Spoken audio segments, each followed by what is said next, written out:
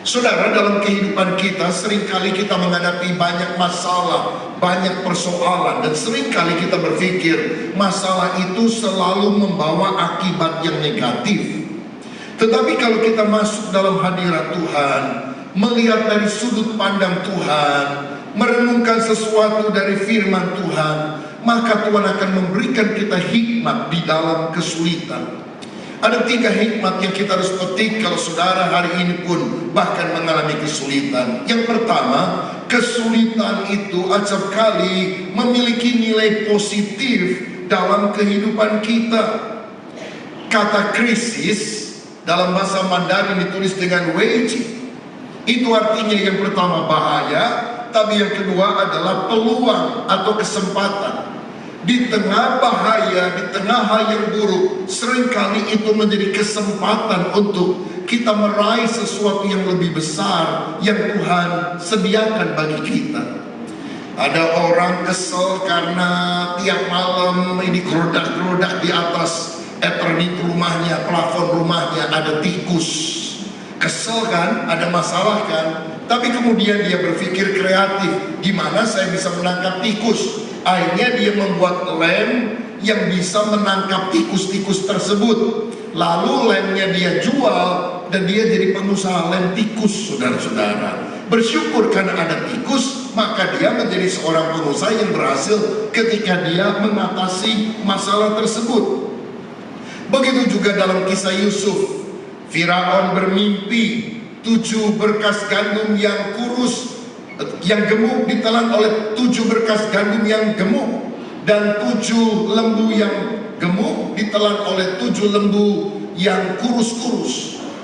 Ini nightmare, mimpi buruk, dan akhirnya dia gelisah karena tidak ada orang yang bisa mengartikannya. Sampai juru minuman istana berkata, aku pernah ditolong oleh seorang muda yang menceritakan arti mimpiku dan semuanya tepat. Firaun bilang, cepat panggil orang itu. Dan Yusuf mengartikan bahwa itu bicara tentang 7 tahun masa kelimpahan disusul dengan 7 tahun masa kelaparan. Saudara, kalau Firaun gak mimpi buruk, Yusuf tetap akan ada di dalam penjara. Kenapa Tuhan mengangkat dia from prison to palace? Karena ada mimpi buruk yang dialami oleh raja. Kesulitan yang saudara alami seringkali menjadi jalan untuk Tuhan mengangkat kita dan memberikan perkara yang besar yang tidak pernah kita duga. Tahukah saudara bahwa Goliat yang menantang orang Israel adalah hadiah Tuhan untuk mempromosikan Daud? Kalau Daud tidak pernah berhadapan dengan Goliat, orang tidak tahu itu siapa itu Daud. Jadi saya yakin masalahmu yang paling besar bisa menjadi kesaksianmu yang paling hebat. Persoalanmu yang paling pelik akan menjadi mujizatmu yang paling besar. Karena Tuhan punya rencana yang indah di balik semua kesulitan yang ada di dalam kehidupan kita. Penderitaan kita adalah berkat yang menyamar. Satu kali ada seekor keledai yang terjatuh ke dalam sebuah lubang. Pemiliknya berusaha mengeluarkan dia pakai tali, pakai segala macam cara, tidak bisa. Dan setelah setengah hari diupayakan dan gagal, kemudian dia bilang sama keledai, keledai kamu sudah lama menolong saya, usia kamu juga sudah tua, mungkin sudah nasibnya kamu mati di dalam lubang itu. Jadi supaya kamu tidak terlalu lama menderita, aku kubur kamu saja ya dengan tanah. Jadi dia ambil skop, dia mulai skop itu tanah, dia masukkan ke dalam lubang tersebut. Saudara, keledainya kaget, dia pikir, aduh saya mau dibunuh hidup-hidup nih.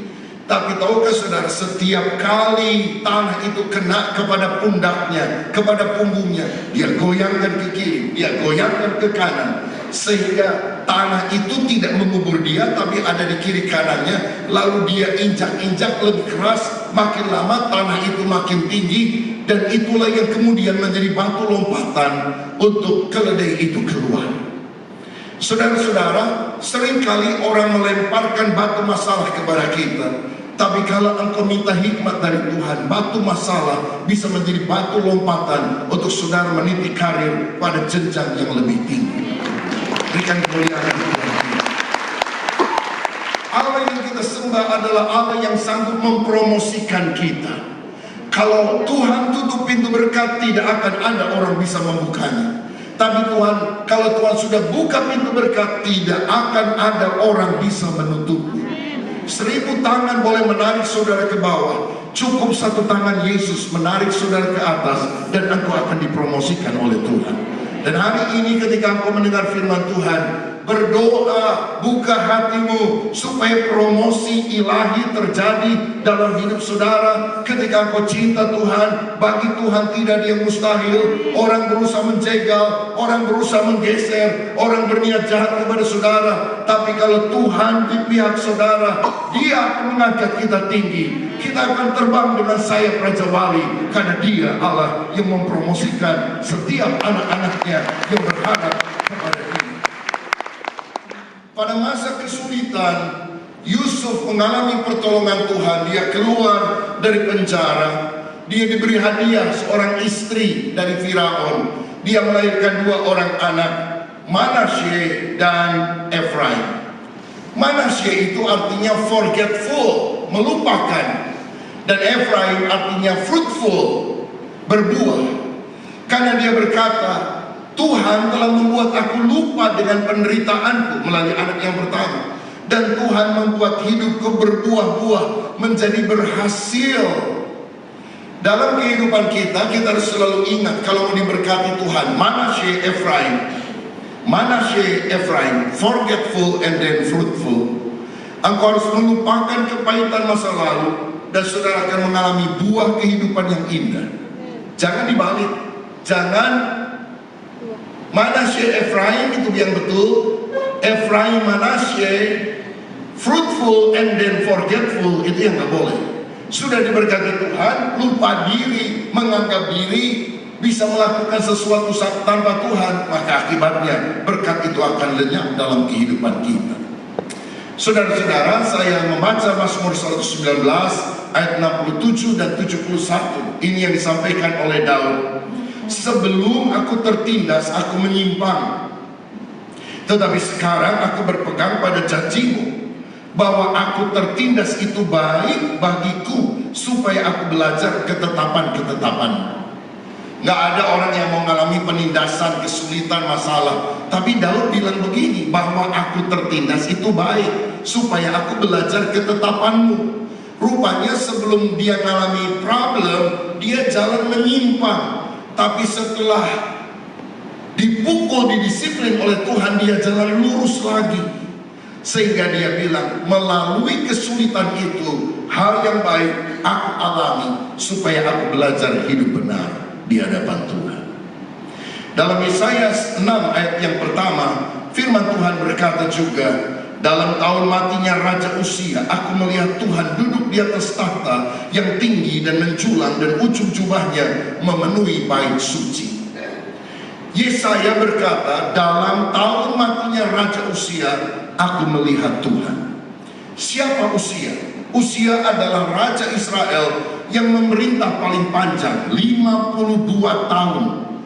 Lebih lama dari Soeharto, 32 tahun.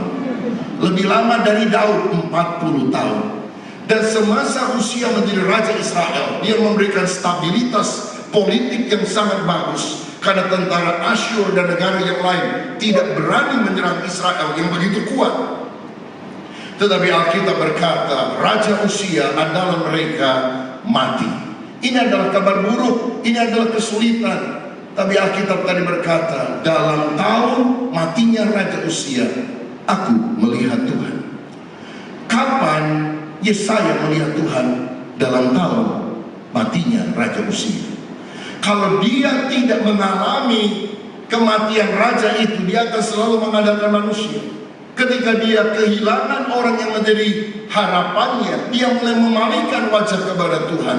Pengenalannya akan Tuhan menjadi lebih dekat. Bagi saudara, kalimat itu mungkin berbunyi lain. Dalam tahun usahaku bangkrut, aku bertemu dengan Tuhan. Dalam tahun aku sakit parah dan hampir mati, aku berjumpa dengan Tuhan.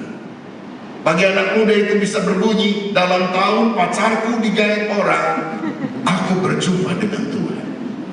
Banyak anak muda frustrasi karena ditinggal oleh pacarnya. Apalagi yang laki-laki sekarang, saudara. Karena para pria kalau mau pacaran harus baca betul-betul ketika engkau mau masuk gerbang tol. Pastikan saldo Anda cukup. Kalau saldo tidak cukup, kemungkinan ditinggalkan oleh pacar sangat besar. Makanya kembangkan kreativitas, kembangkan kemampuan. Bila wajah Anda tidak tampan, berusahalah hidup mapan, maka tampangmu akan termaafkan. Saudara-saudara, tetapi kalimat seperti yang dialami Yesaya bisa terjadi dalam kehidupan seseorang. Dalam tahun pacarku digait orang, dalam tahun usahaku bangkrut, aku berjumpa dengan Tuhan. Bangkrut itu sendiri bukan hal yang baik tentunya. Sakit yang kita alami bukan sesuatu yang baik, itu masalah, itu hal yang tampaknya negatif. Tapi melalui pengalaman itu, Tuhan bisa melakukan sesuatu yang luar biasa. Saya pernah diminta untuk melayani sebuah persekutuan doa pagi di sebuah pabrik di Jakarta. Sudah cukup lama, karyawannya ribuan orang, saudara. Tapi yang kumpul biasanya ownernya dan beberapa pemimpin intinya. Setelah selesai, saya diajak makan pagi di kantor itu. Lalu saya tanya, Pak, ini persekutuan sebulan sekali atau seminggu sekali atau bagaimana? Dia bilang tiap hari, Pak. Hah? Tiap hari? Sampai saya bilang ngalah-ngalahin gereja aja belum tentu acaranya tiap hari. Kok bisa tiap hari? Gini Pak, saya pengusaha itu sudah lama, tapi saya dulu waktu berhasil lupa Tuhan. Akibatnya Tuhan izinkan kebangkrutan datang karena mitra dagang saya itu melakukan jurus ciat-ciat. Dia makan uang saya, dia caw ke luar negeri. Saya jadi kelimpungan, harus bayar miliaran rupiah, uang nggak ada. Saya harus jual rumah saya yang besar, pindah ke kontrakan yang kecil, sampai bayar uang sekolah untuk anak aja nggak mampu. Dan semua keluarga menderita. Saya udah mau bunuh diri pada waktu itu. Tapi untung ada teman gereja yang mengajak saya lagi ke kebaktian, karena saya sudah lupa kepada Tuhan bertahun-tahun. Akhirnya pengharapan saya muncul, saya mulai bekerja lagi, dan akhirnya saya dipulihkan Tuhan lebih daripada waktu yang lampau. Sehingga saya tidak berani lagi macam-macam sama Tuhan. Pokoknya tiap hari ada mesbah. Saudara-saudara, saya percaya bahwa pengenalan akan Tuhan muncul melalui masa-masa yang sulit. Kalau saudara baca Mazmur yang paling terkenal dalam Alkitab, Mazmur 23, kalimatnya menarik sekali. Tuhan adalah gembalaku, tak akan kekurangan aku. Ia membaringkan aku di padang yang berumput hijau. Ia membimbing aku ke air yang tenang. Ia menyegarkan jiwaku. Ia menuntun aku ke jalan yang benar oleh karena namanya. Kalau saudara perhatikan, ketika masa menyenangkan datang, padang rumput hijau, air yang tenang, apa sebutan Daud bagi Allah? Ia, kata ganti orang ketiga. Tapi waktu masuk ayat 4 dan selanjutnya, sekalipun aku berjalan dalam lembah kekelaman, aku tidak takut bahaya sebab Engkau besertaku. Bukan dia. Engkau besertaku, gadamu dan tongkatmu itulah yang menjadi penghiburan bagi aku. Engkau menyediakan hidangan bagiku di hadapan lawanku. Dalam penulisan, termasuk penulisan Alkitab, hal ini tidak lazim. Karena ketika kita mulai dengan ia, maka kita harus konsisten dengan ia. Apakah penulis salah? Tentu saja tidak. Karena every single word, setiap kata dalam Alkitab diilhamkan oleh Roh Kudus. Jadi memang ada peralihan di sana, ada transisi. Ketika Daud memanggil Tuhan sebagai ia, kata ganti orang ketiga, dan menggantinya dengan engkau atau mu, kata ganti orang kedua, transisi itu terjadi dalam lembah bayang maut. Artinya begini, ketika kita diberkati, kita bisa kenal Tuhan sebatas iya. Tapi ketika aku masuk lebih dalam pengenalan akan Tuhan, kadang-kadang Tuhan membawa kita pada lembah kekelaman. Kita makan di depan para lawan kita. Tapi percayalah, ketika hati kita berpaut kepada Tuhan, kesulitan saudara bukan untuk membinasakan kita, tetapi membuat kita lebih kenal intim dengan Tuhan. Bukan lagi sebatas ia, kata ganti orang ketiga, tapi engkau atau mu, kata ganti orang yang kedua. Saudara ingat, kapan Daniel mengalami kedekatan yang paling akrab dengan Tuhan? Apa ketika dia ada di istana? Tidak, ketika dia ada di gua singa. Kapan Sadra, Mesah, Abednego mengalami perjumpaan yang paling luar biasa dengan Tuhan? Apa mereka sedang makan enak di restoran misalnya? Tidak. Tapi ketika mereka berada di dalam dapur api, karena Tuhan menyertai mereka dan menyelamatkan mereka. Saudara mau mengenal Tuhan lebih dalam? Mau melihat kemuliaan Allah lebih hebat? Doanya begini, saya ajari. Tuhan, bawa saya dalam lembah kekelaman. Tuhan, bawa saya dalam gua singa. Tuhan, bawa saya ke dalam dapur api. Sebab aku tahu Engkau tidak akan membinasakan saya, tapi Engkau membuat aku keluar lebih daripada orang-orang yang menang. Haleluya. Saudara, rindu mujizat terjadi? Percaya ada mujizat? Mau mujizat kecil atau besar? Besar. Tapi mujizat selalu terjadi setelah ada masalah. Kalau masalahnya kecil, mujizatnya kecil. Masalahnya sedang, mujizatnya sedang. Masalahnya besar, mujizatnya besar. Jadi saudara yang ingin mengalami masalah, ingin mengalami mujizat, saya mau doakan hari ini sehabis ibadah, supaya saudara punya banyak masalah, sehingga engkau mengalami mujizat yang besar. Siapa yang mau? Tidak ada yang mau. Ini liciknya kita, saudara. Nggak mau masalah, ingin mujizat. Bagaimana? Mujizat nggak pernah nyelonong sendiri. Mujizat selalu terjadi ketika ada masalah. Tapi dengarkan saya, walaupun kita tidak perlu cari-cari masalah, ketika engkau membuat masalah, ketika orang lain membuat masalah dalam hidup saudara, ketika orang berusaha menggeser saudara, mendongkel saudara, menjatuhkan saudara, tetap berlindung kepada Tuhan, dekat dengan Dia, maka perlindungan ilahi, mujizat ilahi, pertolongan ilahi, berkat ilahi akan menyertai setiap orang yang percaya kepada Dia. Haleluya. Puji Tuhan. Jadi yang pertama, kesulitan memiliki nilai positif bukan cuma membuat kita terberkati, tetapi membuat kita lebih mengenal Tuhan. Yang kedua, kesulitan dapat memunculkan visi dan strategi. Saudara, Yusuf adalah orang muda yang pernah dapat visi dari Tuhan, bahwa matahari, bulan, dan 11 bintang yang bicara tentang orang tua dan saudaranya akan sujud menyembah Dia. Artinya Tuhan akan mengangkat dia melampaui keluarganya. Tapi ternyata dia mengalami kesulitan. Dibuang ke dalam sumur tak berair, dijual sebagai budak, difitnah oleh istri Potifar, masuk penjara. Rentang waktu proses yang menyakitkan itu 13 tahun. Dia pergi ke Mesir usia 17 dan dia diminta untuk menerjemahkan mimpi daripada Firaun pada usia 30 tahun. Ini proses yang lama dan menyakitkan.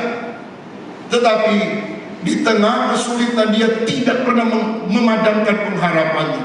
Dia selalu pegang visi karena dia tahu bahwa itu berasal dari Tuhan.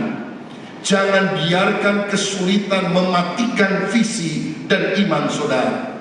Sebaliknya mintalah hikmat Tuhan supaya kita bisa mendapatkan solusi untuk mengatasi masalah.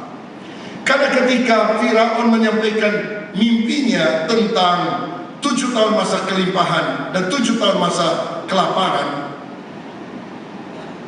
lalu kemudian apa tindak lanjutnya? Yusuf mendapatkan hikmat dari Tuhan. Pada masa kelimpahan jangan foya-foya, menabung, buat lumbung sebanyak-banyak di seluruh negeri.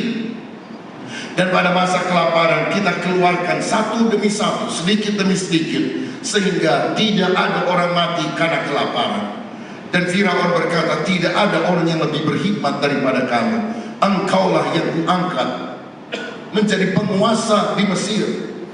Tanpa persetujuanmu tidak boleh ada pergerakan di seluruh tanah Mesir. Saudara-saudara, kenapa Yusuf bisa diangkat dalam posisi yang sangat tinggi? Karena dia mendapatkan hikmat dari Tuhan untuk memunculkan strategi untuk memenuhi visi tersebut.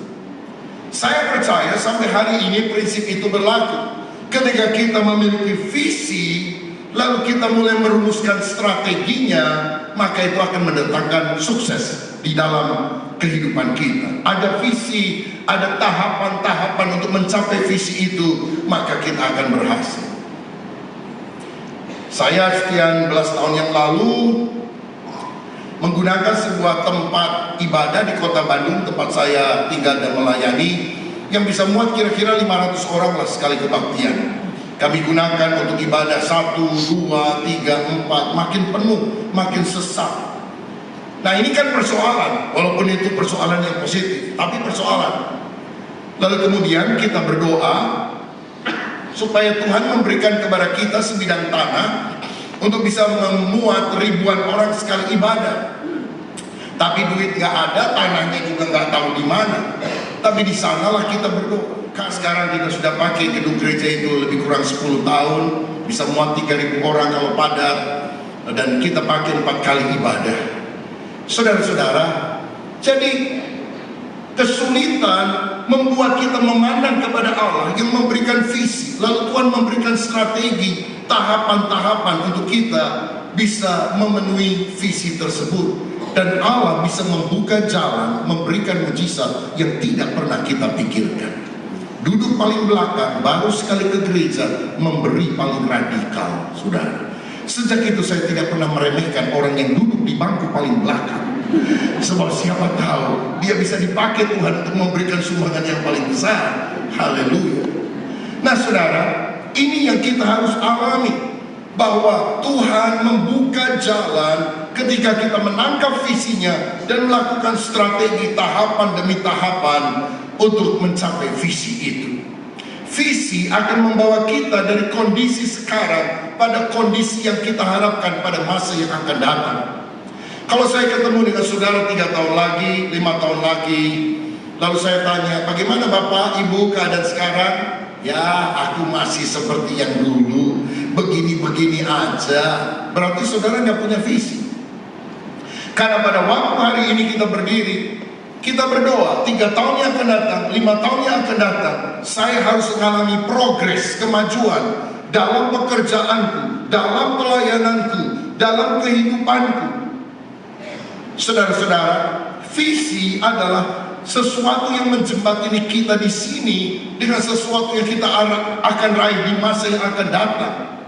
Dari kondisi sekarang pada kondisi yang akan datang, itu dijembatani oleh visi. Sedangkan strategi adalah langkah untuk mencapai visi tersebut. Dan tahukah saudara, seringkali visi itu muncul karena ada holy discontent, ketidakpuasan yang kudus dalam kehidupan kita. Orang tidak bisa mengalami perkembangan kalau dia merasa sudah mapan, sudah cukup, sudah puas dengan apa yang ada. Gimana Bapak Ibu? Ya lumayan, ya udah selesai, sudah. Tapi kalau engkau berkata, saya percaya Tuhan punya rencana yang lebih besar dan lebih baik di masa depan untuk saya, maka saudara bisa mengalami kemajuan dalam kehidupan. Mesti ada ketidakpuasan yang kudus, yang tidak melahirkan kritikan, cemoohan, tapi melahirkan sebuah strategi dan usaha untuk kita meraih hal-hal yang lebih baik. Seperti Martin Luther King Jr., dia melihat diskriminasi antara kulit hitam dan kulit putih, dan itu menimbulkan holy discontent, ketidakpuasan yang kudus, bahwa satu kali orang kulit hitam harus punya kedudukan yang sejajar dengan orang kulit putih. Dan itu yang kemudian dia kumandangkan, I have a dream. Aku punya sebuah mimpi. Orang tidak dinilai dari warna kulitnya, tapi dari kualitas karakternya. Dan kalau Amerika pernah punya seorang presiden berkulit hitam seperti Barack Obama, itu karena visi dan strategi yang diberikan oleh Tuhan kepada Martin Luther King Jr. Robert Raikes dikenal sebagai bapak sekolah minggu dunia.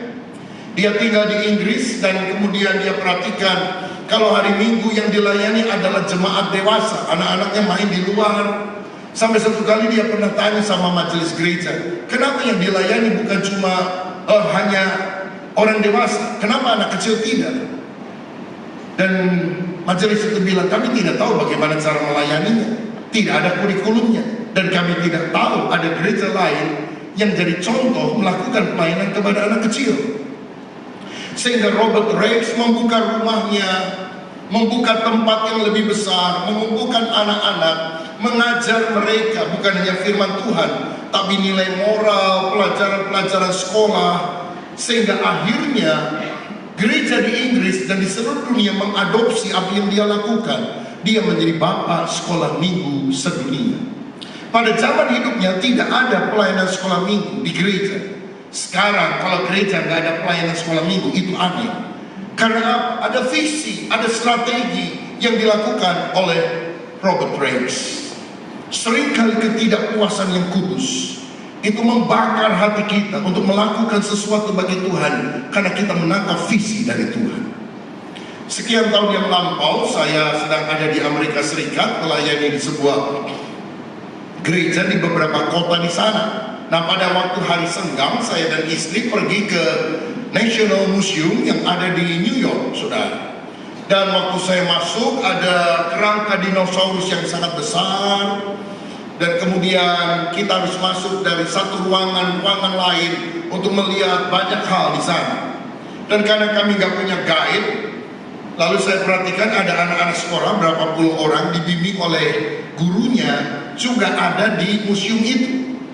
Lalu saya bilang sama istri, kita ikutin aja mereka, kan gurunya pasti jelasin, jadi kita bisa angkat maksudnya gimana. Ruangan pertama, kami masuk satu ruangan, ada banyak gambar-gambar dan penjelasan diberikan. Dunia ini ada karena Big Bang, ledakan 15 miliar tahun yang lalu di alam semesta. Lalu kemudian bumi ini mulai terbentuk kira-kira 4,5 miliar tahun yang lalu. Dijelaskan banyak hal bahwa semua karena proses evolusi. Dan tidak ada sedikit pun kata tentang Tuhan yang menciptakan alam semesta dalam 6 hari seperti yang dicatat di dalam kitab Kejadian. Dan di saat itulah ada sebuah kegelisahan dalam hati saya. Pantesan anak-anak muda sekarang makin hari makin sekuler, karena tidak punya biblical worldview, pola pikir yang alkitabiah. Karena mereka dari sejak kecil sudah diajar bahwa semua terjadi karena evolusi, bukan karena penciptaan. Di ruangan itulah saya berdoa dan hampir menangis. Tuhan, berikanlah saya kemampuan untuk membangun sebuah museum kisah Alkitab modern, supaya anak-anak dan remaja yang masuk ke dalamnya bukan hanya bisa membaca Alkitab, tapi melihat Alkitab di depan mata mereka. Dari kisah Kejadian, dari Adam dan Hawa, Taman Eden, Kain membunuh Habel, sampai penghukuman dunia melalui air bah, ada bahtera keselamatan, masuk pada zaman berikutnya, sampai kepada Yesus, kelahirannya, kehidupannya, mujizatnya, pelayanannya, kematiannya, kenaikan ke sorga, sampai pada akhir zaman, kedatangannya kembali, sorga dan neraka. Tahukah saudara bahwa masa kini adalah masa di mana Alkitab dicetak paling banyak, baik secara buku maupun digital terutama. Zaman di mana Alkitab paling banyak dicetak adalah sekarang. Tapi zaman di mana pengetahuan orang akan Alkitab yang paling sedikit adalah sekarang. Salah satu penyebab utamanya bukan hanya karena sekularisasi, tapi orang malas baca, saudara. Dan kalau orang malas baca digital ataupun baca bukunya, bagaimana orang akan tahu tentang Alkitab? Karena mendengarkan khotbah pendeta tentu sangat terbatas untuk bisa mempelajari apa yang ada dalam Kejadian sampai Wahyu. Dan Tuhan memberikan visi itu untuk saya mulai membangun museum kisah-kisah Alkitab modern dari sebuah ketidakpuasan yang kudus. Jadi kita membangun gereja dan theme park yang kita beri nama The Journey to Eternity, perjalanan menuju kemuliaan. Ada gambarnya? Nah, ini kira-kira gambarnya. Nanti ada kisah Abraham dan Ishak, tabernakel, Makit Yerusalem, kisah Nabi Yunus, kisah tentang Bahtera Noah. Next slide. Ada visualisasi Bible story bagaimana Allah memanggil Musa melalui semak belukar yang menyala. Ada teknologi 3D sampai 5D yang kita akan gunakan untuk menceritakan dunia ini terjadi karena creation, diciptakan oleh Allah, not evolution. Dan kita membeli sebidang tanah di perumahan Sumarekon namanya di Bandung. Ini tanahnya mahal saudara. Kita beli 2 hektar dan kita lakukan peletakan batu pertama tahun yang lalu. Izinnya resmi keluar, izin gereja, supaya kita bisa melakukan ini walaupun ada banyak fasilitas dan aktivitas lain. Tapi kita nggak mau diganggu-ganggu lah. Jadi dari nol kita mulai dengan izin gereja. Lalu kita mulai membangun bulan Maret yang lalu. Sekarang sudah bulan yang kelima. Saya baru 2-3 hari lalu melihat ke lokasi sudah mulai naik, saudara. Diharapkan bagian gerejanya topping off sampai bagian atas akhir tahun ini. Maret tahun depan walaupun belum di main hall, kita sudah akan gunakan bagian bawah untuk tempat ibadah. Kemudian kita bangun bagian museumnya dan juga teater untuk drama musikal kisah-kisah Alkitab. Dan dalam masa membangun ini, saya mulai berpikir strategi pembangunannya gimana, karena biayanya mahal sekali. Saya bicara kepada pengurus mesti begini, kalau ada masalah besar, jangan lihat seluruh masalahnya, potong-potong kecil. Jadi ada target-target kecil yang kita jangkau. Sekian miliar untuk tahap ini, sekian miliar untuk tahap ini, sekian miliar untuk tahap ini, sekian miliar untuk tahap ini. Sehingga orang bilang, wah kalau dibagi-bagi gitu, kita rasanya lebih berani nih daripada lihat globalnya. Lalu saya juga berdoa dan berpikir, gimana ya Tuhan, teknologinya gimana, cara membuatnya gimana. Saya mengunjungi beberapa museum Alkitab yang ada di Amerika Serikat. Karena rupanya Tuhan menggerakkan beberapa orang dalam panggilan yang khusus. Apa itu? Yaitu mereka bisa membuat sesuatu yang orang-orang non-gereja tidak pernah datang ke gereja bisa mengenal Tuhan, bisa mengenal Alkitab melalui wahana-wahana yang kreatif yang mereka gunakan di luar gereja supaya mereka mengenal Tuhan. Jadi kami mengunjungi beberapa tempat dan Tuhan buka jalan. Hanya dalam beberapa bulan yang lalu kita bisa ketemu dengan ownernya, chairman-nya, atau tangan kanan dari pemiliknya untuk Art Encounter Museum Bahtranu, Creation Museum, Museum Penciptaan di Kentucky, Amerika Serikat, Museum of the Bible di Washington DC, lalu Sight and Sound Theater yang ada di Lancaster, Amerika Serikat, drama musikal. Dan baru beberapa hari yang lalu mereka datang ke Bandung dan kami berdiskusi, kami mengadakan agreement kerjasama, sehingga apa yang mereka sudah bisa lakukan di Amerika Serikat, mereka juga memberikan arahan kepada kita yang ada di Indonesia. Dan Tuhan membuka jalan, kita bisa ketemu owner-ownernya, dan mereka bilang kami akan support semua pekerjaan yang ada di Indonesia. Saya percaya kalau kita punya visi, Allah membuat penyediaan dan membuka jalan secara luar biasa. Haleluya. Ada video klip singkat, klik. Bisa tolong media? Construction of the Journey project has finally begun.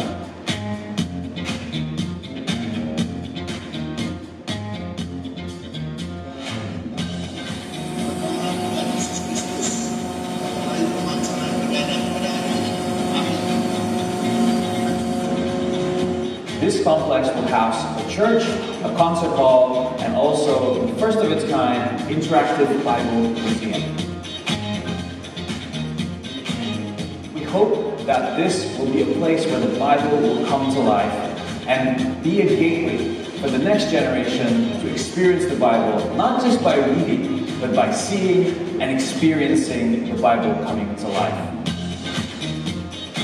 Indonesia, with its population of over 270 million people, is the most populous Muslim country in the world. Strategically located in Bandung, in West Java, the home of the Sundanese people, the largest unreached people group in the world. The journey will be a new avenue for the gospel to reach the lost. Help support in prayer and come and participate in building the journey together with us. God bless you. Kristus bisa melihat seluruh Alkitab dibentangkan dan banyak orang mulai membuka hati kepada Injil. Kesulitan menghasilkan visi dan strategi. Dan yang terakhir, yang ketiga, kesulitan akan membentuk karakter kita. Yusuf adalah orang yang dibenci oleh saudaranya. Dia dijual sebagai budak, dia difitnah, dia masuk penjara. Tapi bersyukur responnya positif, benar. Dia tidak pahit hati, dia tidak membalas yang jahat dengan yang jahat, tapi dia mengampuni. Dan akhirnya ketika Tuhan mengangkat Yusuf suka menolong orang lain, jujur, tidak memperkaya diri. Dia percaya akan kebaikan Tuhan. Dia pernah bilang, memang kamu mereka-rekakan yang buruk terhadap aku, tapi Allah mereka-rekakannya untuk kebaikan. Orang boleh jahatin saudara, tapi ketika hatimu benar, Tuhan akan melakukan pembalikan keadaan. Yang buruk menjadi baik, karena ada Tuhan yang duduk di atas tahta. Dia yang mengatur kehidupan kita. Saudara, karenanya Yakobus berkata, anggaplah sebagai satu kebahagiaan kalau kamu jatuh ke dalam berbagai-bagai pencobaan, karena itu akan menghasilkan ketekunan dan karaktermu akan lebih matang. Kalau saudara tahu bahwa kerang adalah binatang yang refleksnya lambat. Jadi kalau dia buka rumahnya, ada pasir masuk, ada kotoran masuk, aduh, dia baru nutup rumahnya itu. Tapi setiap kali dia merasa kesakitan, dia akan mengeluarkan cairan untuk menetralisir rasa sakit. Lama-lama cairan itu menggumpal, mengeras, mengkristal, dan itu yang diambil orang sebutir mutiara. Jadi apakah mutiara? Hasil tangisan seekor kerang. Seringkali kita hanya ingin mutiara yang bagus, perhiasan yang indah. Kita nggak tahu prosesnya gimana. Tapi percayalah, kalau engkau bergumul, meneteskan air mata, ada banyak kesulitan. Allah sedang membentuk karakter kita sampai akhirnya kita akan muncul indah, berharga, bernilai seperti sebutir mutiara. Kesulitan akan membentuk karakter kita kalau respon kita benar. Orang yang sombong jadi rendah hati. Orang merasa diri pintar menjadi sadar keterbatasannya. Orang yang cuek, gak peduli, menjadi lebih berbelas kasihan kepada orang lain. Melalui apa? Kesulitan-kesulitan yang kita responi dengan sikap hati yang benar. Kalau hari ini engkau mengalami kesulitan, miliki respon yang benar. Gak peduli apapun masalahnya, responnya mesti benar. Kalau saudara sedang difitnah orang, dijelek-jelekin orang, ingat hal ini. Saudara gak bisa jaga mulutnya orang, tapi kau bisa jaga hatimu sendiri. Dan ketika hati kita berkenan kepada Tuhan, gak lama promosi akan diberikan kepada setiap orang yang percaya dan mengandalkan Dia. Jadi malam ini siapa di antara saudara yang sedang datang dengan pergumulan, masalah keluarga, masalah sakit penyakit, masalah ekonomi, masalah hubungan yang tidak baik, ada orang yang berusaha menjegal saudara. Percayalah, kesulitan memiliki nilai positif, karena kita bisa mengenal Tuhan lebih dalam. Kesulitan memunculkan visi dan strategi untuk kita bisa lebih berhasil dalam kehidupan. Dan kesulitan akan membuat karakter kita lebih baik, lebih matang, karena kita sungguh-sungguh belajar dengan respon yang benar pada masa sulit, dan Tuhan akan memberkati kita. Saya mau berdoa hari ini, siapa di antara Bapak Ibu yang datang dengan beban pergumulan apapun, Allah yang mengangkat Yusuf adalah Allah yang sanggup mengangkat kita dan menjadikan kita lebih dari pemenang. Tuhan Yesus memberkati. Haleluya. Mari kita berdiri.